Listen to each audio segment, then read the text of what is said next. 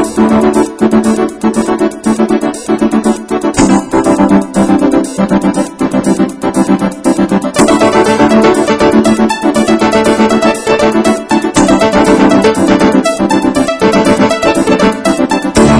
is, what did 9/11 do? What did it change in the U.S. government? We're talking about a day in American history that led to 3 wars: a war on terror, a war in Afghanistan, and this war in Iraq. Because make no mistake, we would not be at war in Iraq, even though Iraq had nothing to do with 9/11 directly, without the 9/11. So there are few days in world history that start 3 wars. That day did.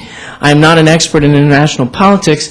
I've been asked to talk about what this day has meant for the American system.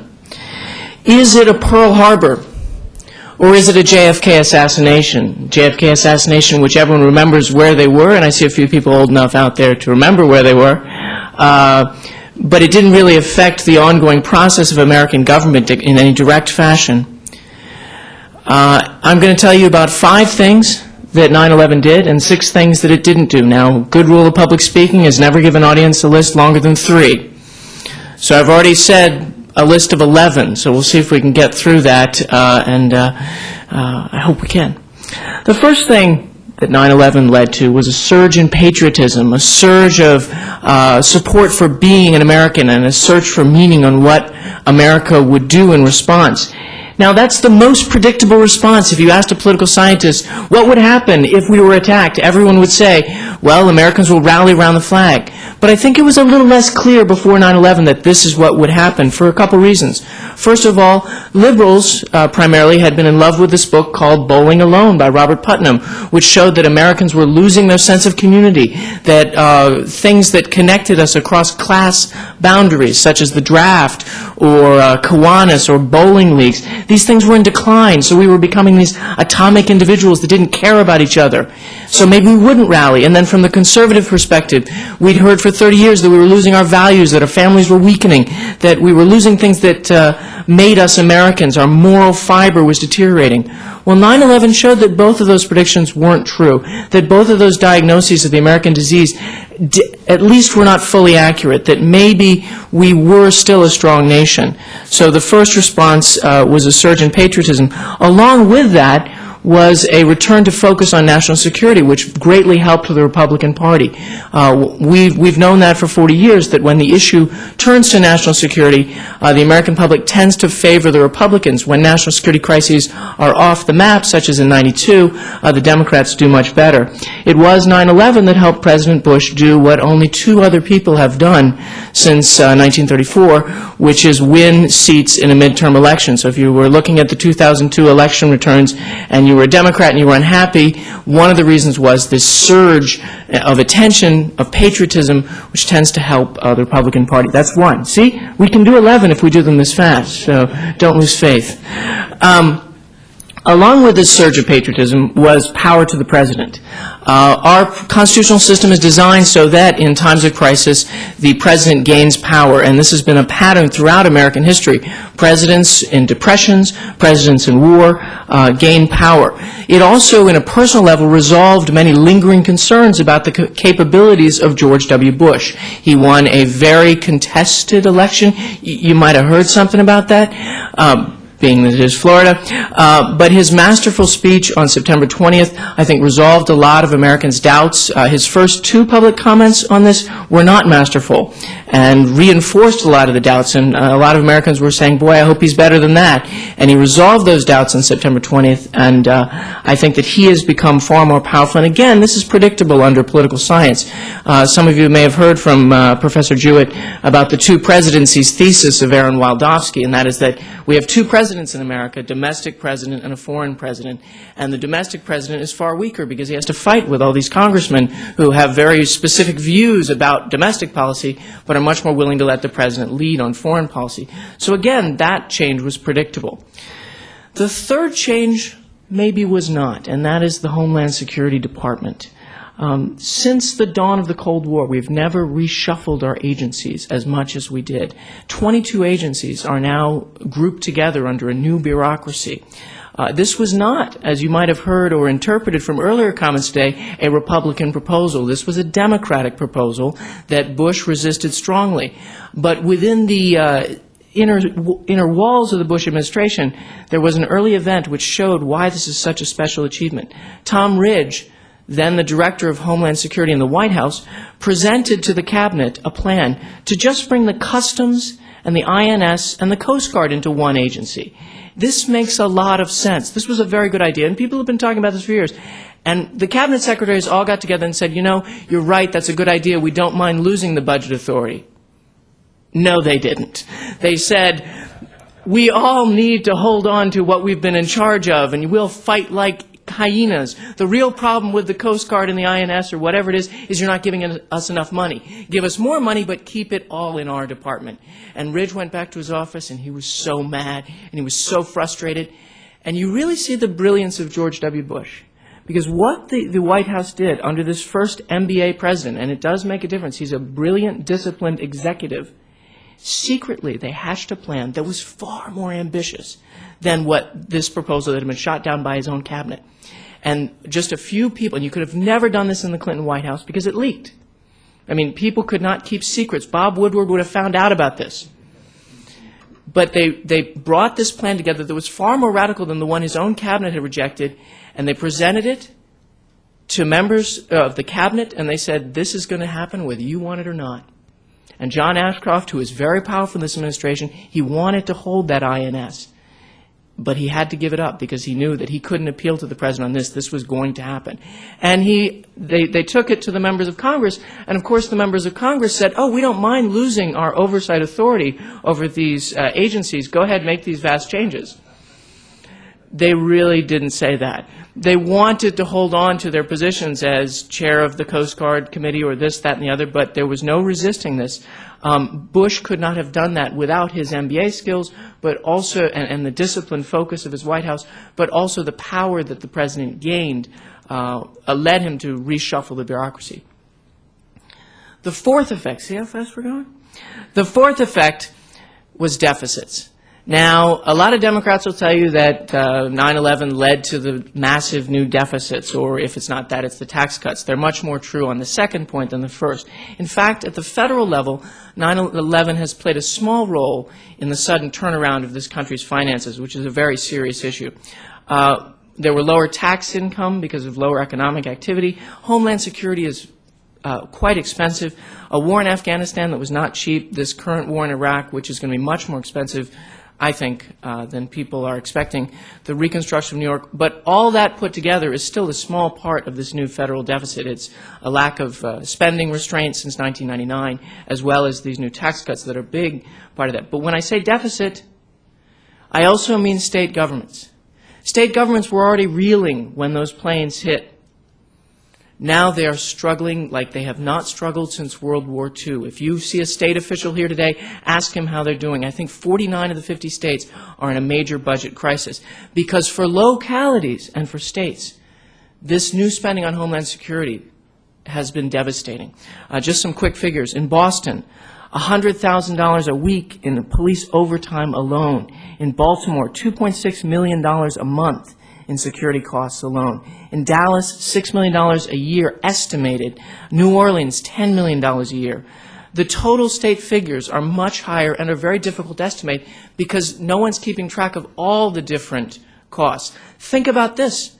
If you've flown a plane like I did to come down here, all those new employees, I got frisked twice. I had to take off my shoes twice. Every one of those people makes a decent salary, right? The people searching your car at some airports. The cost of this is being felt most at the local level. And while Congress has given some of the money, they've nowhere matched the need, and states are different from the federal government. The federal government can run a deficit, as we know, and we're going to find out even more. The states cannot. Almost all the states have to balance their budgets. So there are going to be very significant costs to not waste, fraud, and abuse, but to real people with real needs. We are going to sacrifice some things, and we're not talking about sacrifices. I'll get to in a while. Okay, the last of the things that 9/11 has done to the governmental system is centralization. That we have a party in power in the White House and in both houses of Congress that has run on states' rights, of returning government closer to the people. Well, 9/11 won't do that. 9/11 will centralize, like every past crisis has done from the Great Depression to the Civil War. While the Department of Homeland Security will run with cooperation demanded, I like that phrase, cooperation demanded from localities and state governments, it will matter much more than if states don't cooperate very well with, say, the Federal Highway Administration. If Delaware and Maryland have different speed limits, yeah, it's kind of a bad thing. But if they have different standards for issuing ID cards, as was mentioned earlier, and we can't trust Delaware licenses, that threatens the security of people in Maryland and across the nation. If the police in Delaware adopt different standards for cooperating with Ashcroft's requests, which is what happened, not specifically in Delaware, it was actually Seattle, then if those are good requests, then we have weaknesses in our security system. So the push for uniformity, for conformity, and for federal control is on, and it is going to change the balance of power between the center and the states, and that is inevitable. Now, in a talk this afternoon, I will talk about perhaps what some people consider the biggest change, and that is the sacrifice of liberties for security, but I'll leave that aside. What has 9/11 not done? Join with me now as we travel back through time to September 20th, and we'd like to go to a hockey game in Philadelphia. The Philadelphia Flyers are playing the New York Rangers, and I don't know that the valences will matter here, but the Philadelphia Flyers hate the New York Rangers. It's a very important game. It's tied 2-2, and they've just finished the second period, and the owners of the arena say, you know, it's downtime, and, you know, it is after September 11th. Let's show the president's speech, which was just starting at that time. And the break period ends 10 minutes into the speech. And so they turn off President Bush, and the skaters take the ice again. And a chant begins in the stands. Turn it on. Turn it on. Philadelphia Flyers fans thought that George W. Bush's speech was more important than their hockey game against the hated New York Rangers. The skaters left the ice. They turned the speech back on. The speech, I think, was about 35 minutes. At the end of the speech, the skaters took the ice, they declared the tie score would stand, and that was the end of the game, and they were cheered. So for me, a political scientist, this was clear what this message was. Politics had returned to the center. People understood that politics was important. And I told my students, I said, you're going to see higher voter turnout. Because if people will stop a hockey game, people are going to vote. What's spending, 20 minutes in a smelly high school gym compared to stopping a hockey game? Well, I was wrong. Voter turnout did not go up. There was, people were waving flags, proud to be an American. We were supporting patriotic songs, all this. We do everything about being an American except vote. That did not change, and it didn't change in 2002 either. Another thing that didn't happen, and we can give President Bush a lot of credit for this, is ethnic targeting. We are a nation of 280 million people, many of whom must have been very, very angry at Arabs and Muslims after 9/11. That 19 people killed thousands of Americans, and they were all Arab men, all of them Muslim. But President Bush did something different from what FDR did after Pearl Harbor. After Pearl Harbor, FDR made a great speech to Congress, 512 words, much shorter than Bush's. But he never mentioned that this wasn't a war against the Japanese Americans, Japanese people. He never made it clear that it wasn't a war against a religion. George Bush went out of his way to do that. He visited a mosque days after 9/11, and he made it clear again and again that this was not a war against Islam. And he mentioned it in his masterful September 20th speech. That's a very important thing. There is only one confirmed death of an American driven by hatred to kill a Sikh American. Boy, talk about ignorance piled on ignorance. Sikhs are not Muslims, they're not Arabs, and they fought against Muslim extremism in India, but that's the people who would take ethnic groups and target them are not known for their cognitive excellence. Another thing that didn't happen, although you might have been fooled by early media accounts to think it had, is enlistment increased. Let me tell you about another national crisis. Pearl Harbor hit. There were lines outside enlistment centers all across the country. One young man, 18 years old, just graduating from high school, at Phillips Academy, the best or one of the best elite high schools in the country, was told in a speech by the Secretary of the Army, don't enlist. Get a college education, then enlist. But that young man ignored him. He enlisted. He became the youngest Navy flyer, flew 58 missions before he was shot down. That young man was George Herbert Walker Bush. There were people enrolling in the military after Pearl Harbor in record numbers. At the end of that conflict, 12% of the population was in arms. Well, that is not what happened. People were not rushing. There were some scattered incidences of enrollment, but the overall numbers are not higher. And perhaps more significantly, and I don't see that any of the current members of the Congress, did they? I think they all took off. But in Congress today, only one member has a son in the military action, Tim Johnson of South Dakota. Even in Vietnam, which had a very discriminatory draft, which allowed many people who supported the war to avoid service, had far more members of Congress with children on the front lines. So we did not see an enrollment increase, which leads to the broader question. We haven't seen sacrifice by the American people on any broad scale in response to 9/11. Our president has not asked it of us. He's asked us to shop, to continue to consume. We are patriotic. We will use the credit cards. There was a real burning desire among Americans to do something. You remember those months after 9/11. People gave blood in vast amounts. Some of it got thrown away because too much was donated. People gave money.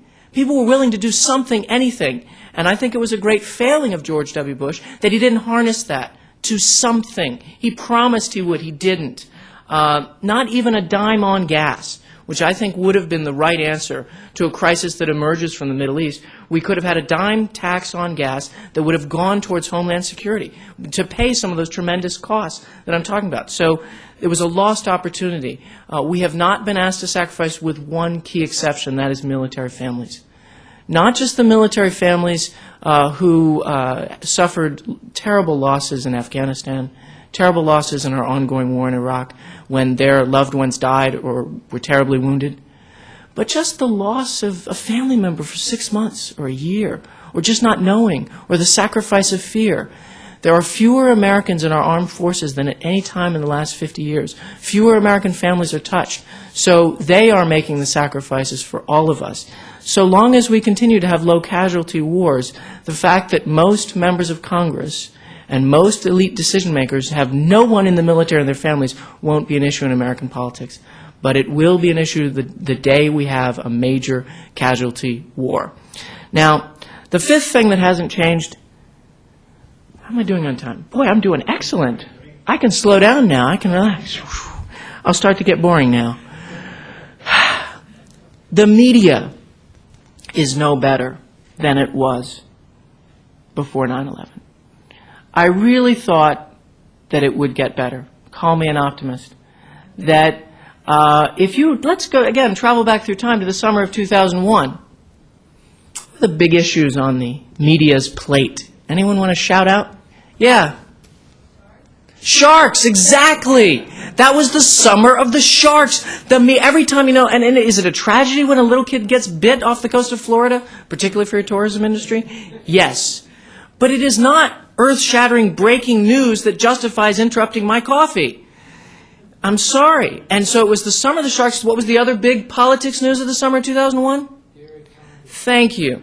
So the media's wet dream on September 10th was that we'd find out that Gary Condit had fed Chandra Levy to a shark.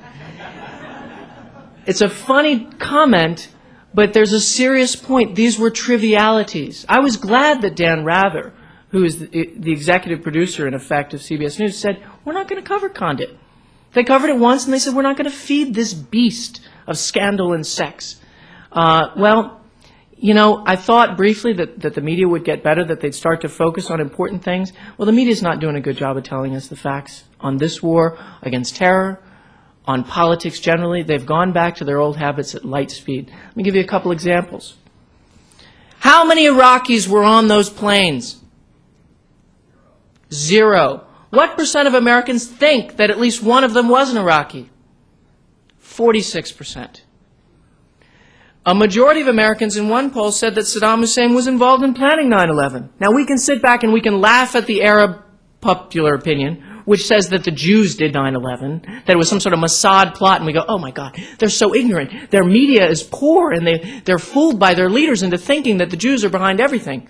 Yeah, all of that's true, but how do you explain, in the most free press in the world, on the biggest issue of the day, that a majority of the Americans are completely wrong, and a plurality of them are wrong about 9/11?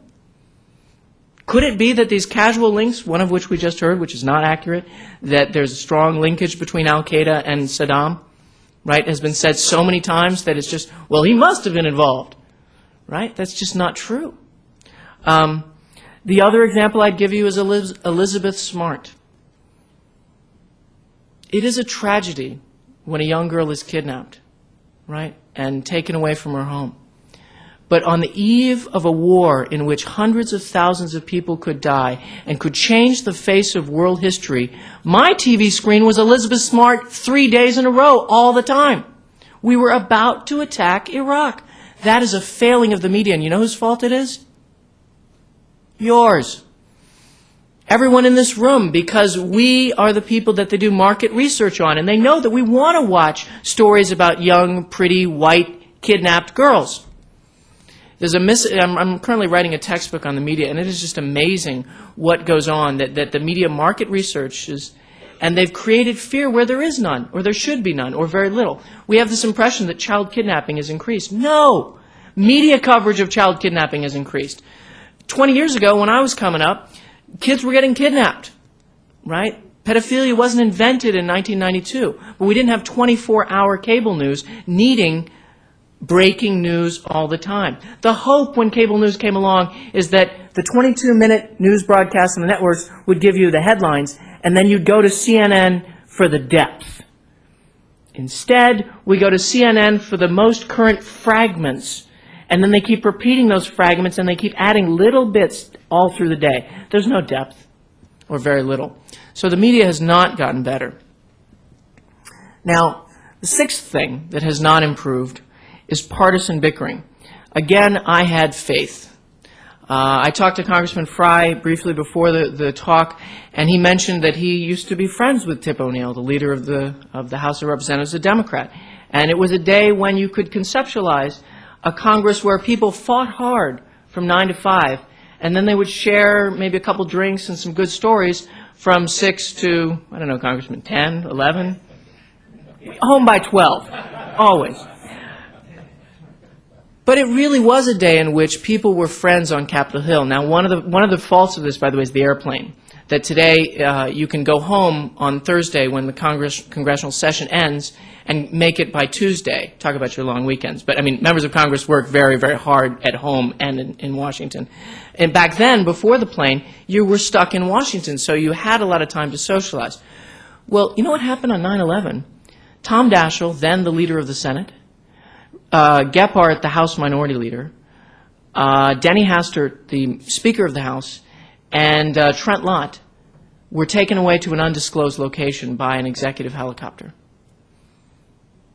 And they spent more time together in that one day than they had in the preceding 2 years. They got to know each other. As one of them said, it was like being in a foxhole. When you're in a foxhole together, you get to know the other guy pretty well. And that pattern continued for the first months after 9/11. They had a weekly meeting with the president at the White House, 5 guys, just talking. And that was a change. Actually, it wasn't a change. It was a return to a day when that was common. So I was hopeful that that would continue. However, very shortly after, partisan bickering and conflict emerged, even about the war on terror. This has continued to our war in Iraq in a way that I think is very unconstructive. Nancy Pelosi, who's the current House Minority Leader, said, "I don't think we should be bombing Baghdad." Tom Daschle called the president's foreign policy the most inept foreign policy in the history of the United States. Ted Kennedy said, "I just hope and pray that the decision to attack Iraq that was made on the basis of sound judgment and not made because it was necessary to save the president's job." These comments should be rejected. They're not helpful. This is a time when we should all be joining together. Now, in my notes, I said I was hoping for a round of applause.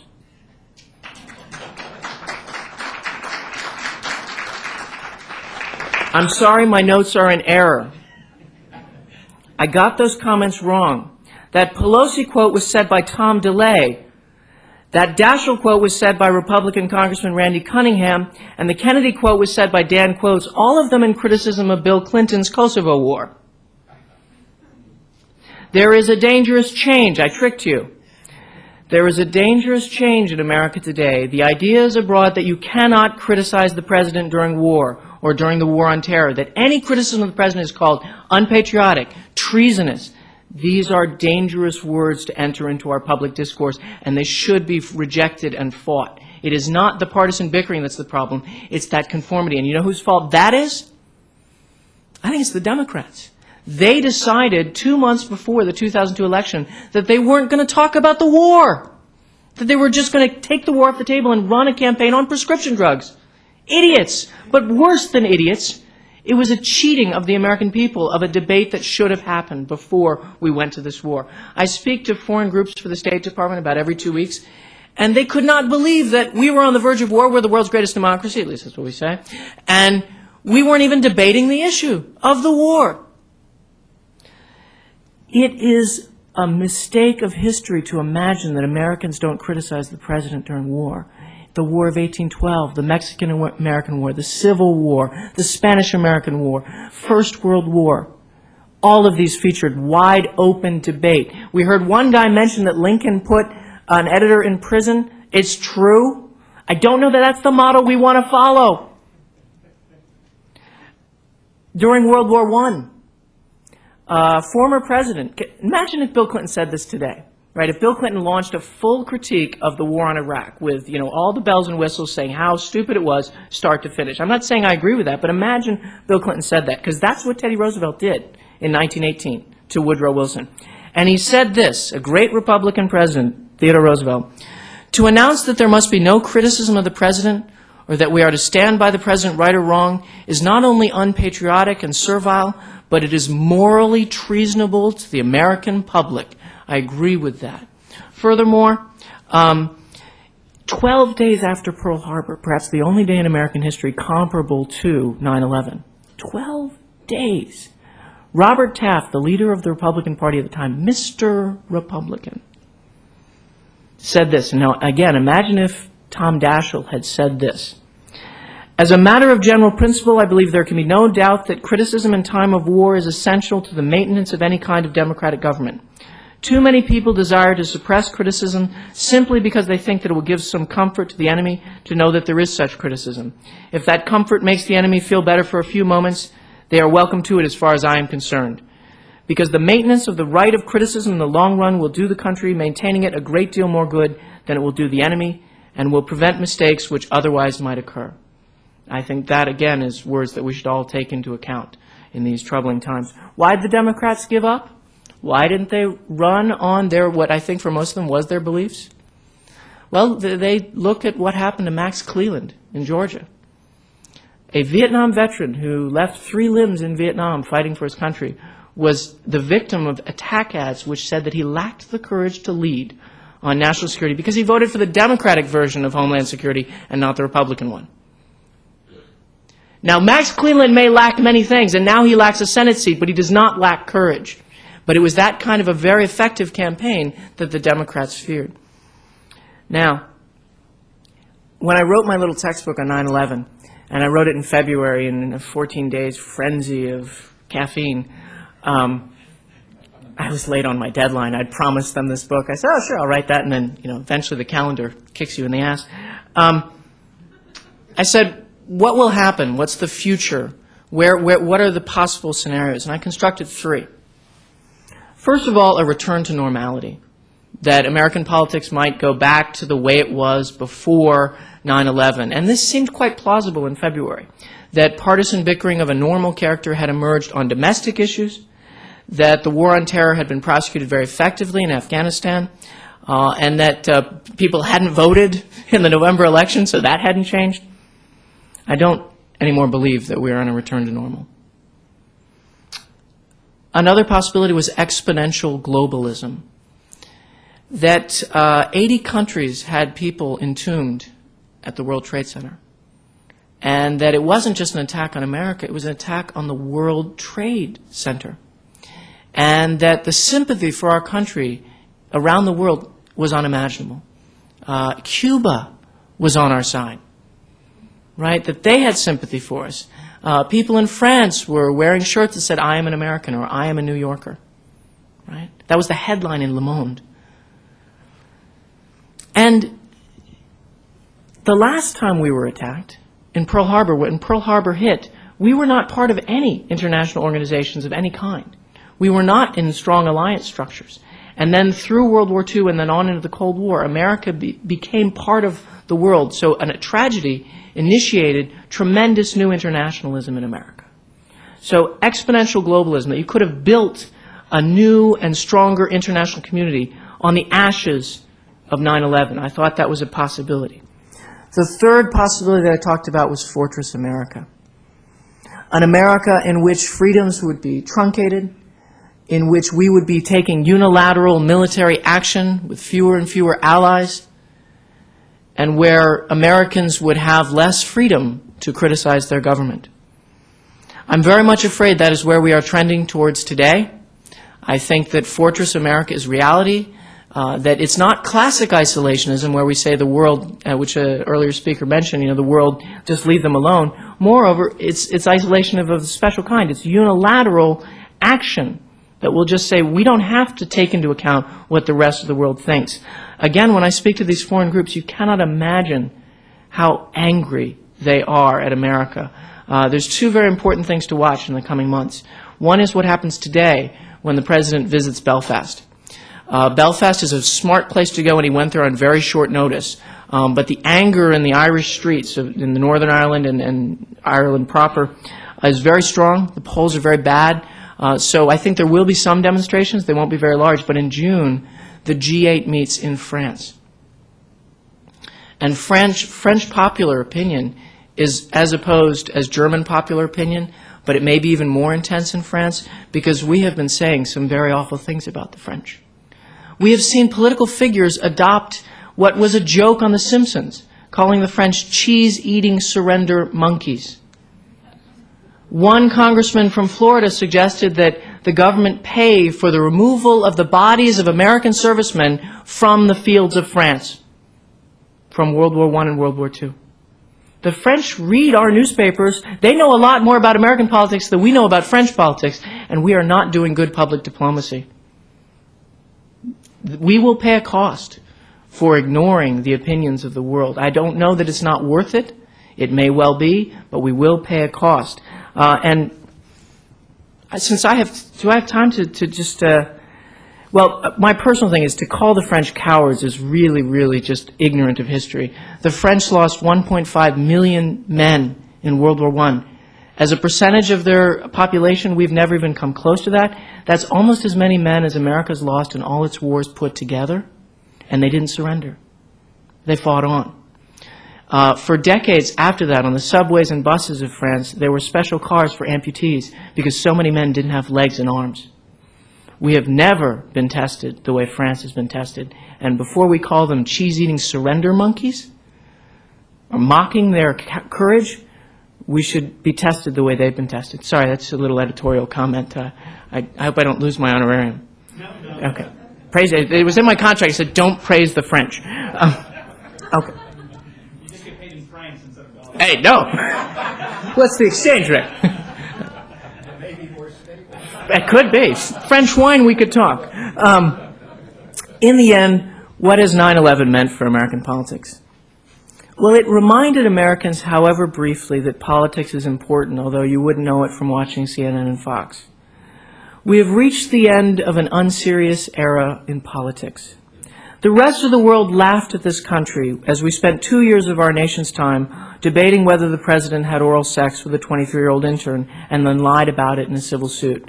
Any thinking person knew the answer to both those questions was yes after a cursory examination of the facts, but solutions to national problems and looking ahead to future ones were put off while we all watched the Monica and Bill show, hour after endless, irrelevant hour. Whatever position you took during the Clinton debacle, whether you blamed Clinton for doing it and then for lying about it, or for his prosecutors for wasting the nation's time with it and not being willing to compromise. Whatever position you were on whether he committed perjury and obstruction of justice, and again, my position is he did, wouldn't we all be better off today if we had given Ken Starr, a brilliant man and a great patriot, $70 million to investigate not the sex life of the president, but the penetration of America's shores by foreign terrorists? Wouldn't that have been a better use of government money? Prior to 9/11, 4% of Americans thought terrorism was an important problem facing the nation. Why did they think that? Maybe because their news media was full of unimportant issues. Gary Condit, Monica Lewinsky. We are now aware more than before of the cost of citizenship. The start of this center is a good example of that. Imagine where Congressman Frey would be starting, what topic would be the topic of this center were there not a 9/11. I don't think it would be Gary Condit, but it would be something that maybe wouldn't have this level of import. So in the end, 9/11 was a shock to the system that will change American government forever. We will never be the same nation as we were before. It has vast implications as well for world history that I'm not really qualified to comment on, but I trust that you will investigate and that they're out there. I very much fear a Fortress America future for this country I love, a future where America faces many new wars with fewer allies and fewer freedoms at home. But if we are to avoid that future, we must continue to talk about these issues in forums such as this so that each of us, armed with the truth, can fight the negative implications of 9/11 that have already begun to appear. Thank you very much.